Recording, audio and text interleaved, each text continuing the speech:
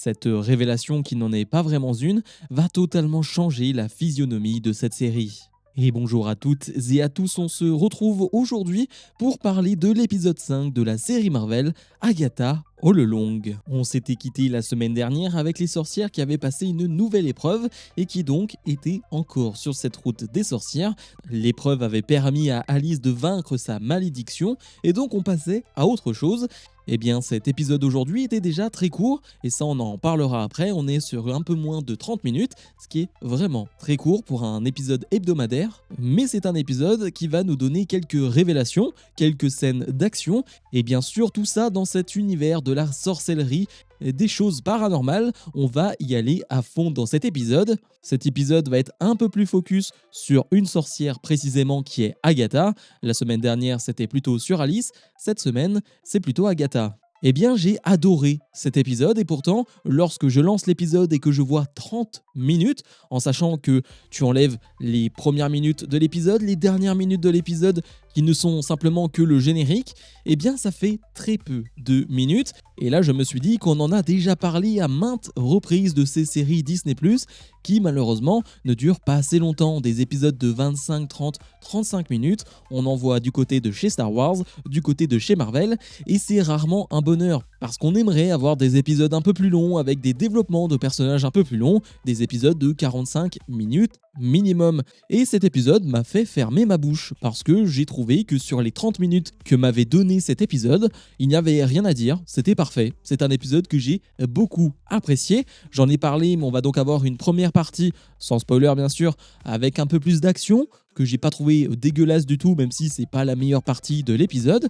Comme toujours, on va avoir l'épreuve de l'épisode qui, là aussi, va faire venir un élément essentiel du paranormal, du monde de la sorcellerie, qui est le Ouija. C'est un élément mythique, si je puis dire. Et puis bien sûr la partie finale qui va nous donner quelques révélations très importantes pour la suite de la série et des révélations qui pour certains n'en seront pas. Mais je préfère toujours préciser que pour certains ce ne sont pas des révélations parce que nous, eh bien on est sur les réseaux sociaux, nous on regarde chaque news, chaque rumeur et donc bien sûr on peut être au courant de certaines choses.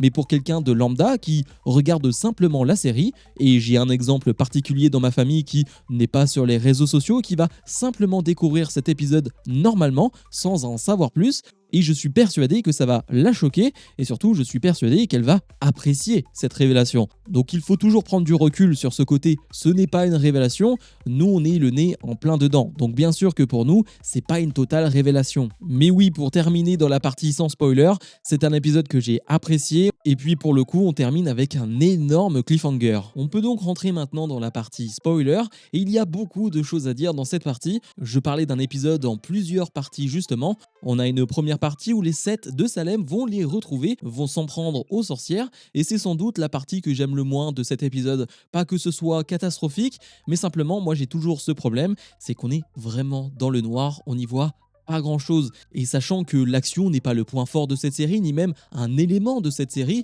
eh bien là on va pas réellement s'embêter. Lorsque les 7 de Salem vont s'en prendre aux sorcières, j'ai pas un moment marquant, j'ai pas à un moment donné une scène d'action qui m'a réellement marqué, et tu sens que la série en a pas grand chose à faire. Évidemment on est toujours obligé de nous montrer cette menace qui est présente, qui est là, mais tu sens pas que du côté de la réalisation c'est un élément important.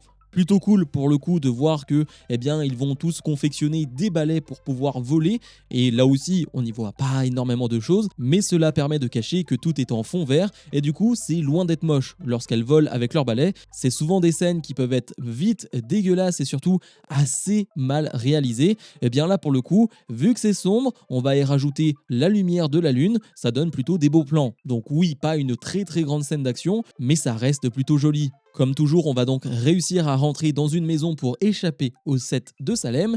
Et là, elles vont être déguisées en, je dirais, ados des années 90, quelque chose comme ça. J'ai pas l'impression que ce soit hyper précis, tellement les vêtements changent réellement entre chaque personnage. J'ai pas un élément précis qui me permet de dire si c'est début 2000, années 90, quelle période ça veut réellement représenter. Mais j'ai l'impression qu'on est à peu près dans cette période-là. En tout cas, je me fie aux vêtements de Agatha. Et comme je le disais dans la partie sans spoiler, on va utiliser un élément essentiel du paranormal, c'est bien sûr le Ouija. J'ai envie de dire que c'est un peu la base, on était obligé d'avoir un épisode avec le Ouija. Et finalement, l'épreuve, elle est pas hyper claire. Je trouve que par rapport au précédent épisode, l'épreuve était très simple, très basique. Et donc pour les sorcières, c'était facile de trouver la solution.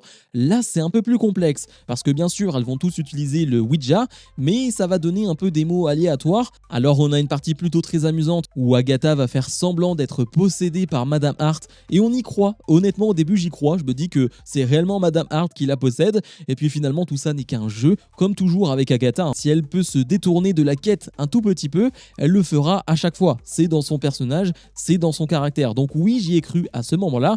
Puis finalement, elle va se faire réellement posséder par quelqu'un. Et là, on est vraiment en mode zombie, hein, Agatha zombie qui est présente. On va se rendre compte que cette personne qui va la posséder, eh bien, c'est sa mère. Et donc, si on a un peu de mémoire, on s'en rappelle. D'ailleurs, sa mère va dire quelque chose d'intéressant. Elle va dire que Agatha n'est pas devenue méchante ou quoi que ce soit, mais qu'elle est maudite, qu'elle est méchante depuis qu'elle est née, en fait. Que c'est en elle depuis tout petit.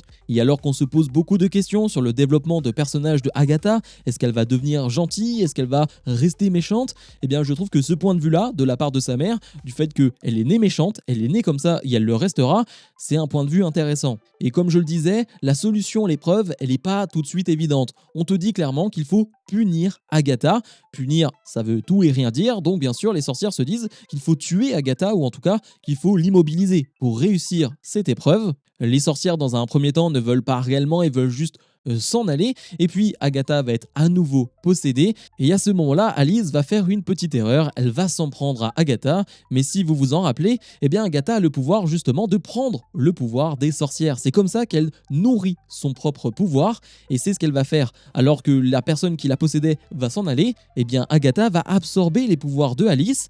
Et bien sûr, ça ne va pas bien se passer pour Alice, qui va se vider de toute puissance, qui va même se vider de la vie. D'ailleurs, la scène est plutôt jolie. On voit les pouvoirs de Alice qui sont représentés de la couleur jaune, alors qu'on a vu des couleurs rouges, violettes plutôt auparavant. Là, on est sur du jaune et je trouve que c'est plutôt très beau. Malheureusement, Alice, qui avait été développée dans l'épisode précédent, eh bien, va mourir aujourd'hui. Alors bien sûr, on peut être un peu dégoûté de voir que on développe des personnages petit à petit, et au moment où tu te dis que tu peux t'attacher à certains personnages, eh bien, ils meurent.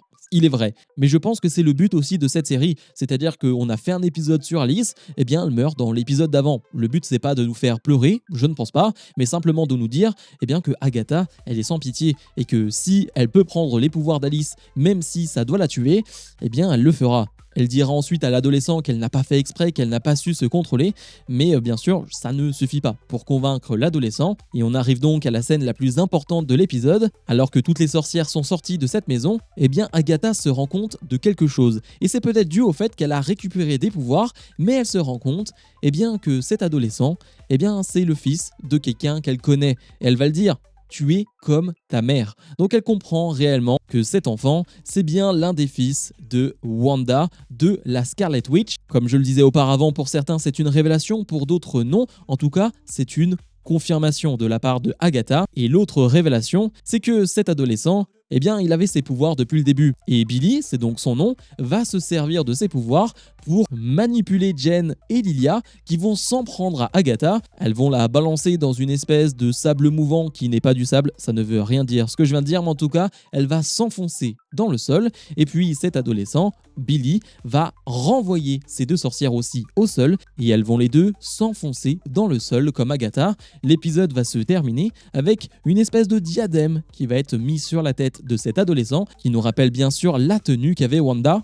Je trouve que le plus important, ce n'est pas forcément la révélation en elle-même, parce que comme je le dis encore depuis le début, eh bien oui, pour certains, ce n'était pas une révélation, mais c'est la manière dont ça a été fait, et le fait que Billy, eh bien il a voulu aller sur cette route pour un but précis. Parce qu'il l'a dit dans l'un des précédents épisodes, je crois que c'était l'un des premiers, la route peut me donner quelque chose que je veux. Eh bien ce quelque chose, est-ce que ce serait pas sa mère? Est-ce que Billy est finalement pas sur cette route pour aller chercher sa mère? Est-ce qu'il va essayer de la faire revivre ou est-ce qu'elle n'est pas morte? On ne sait toujours pas.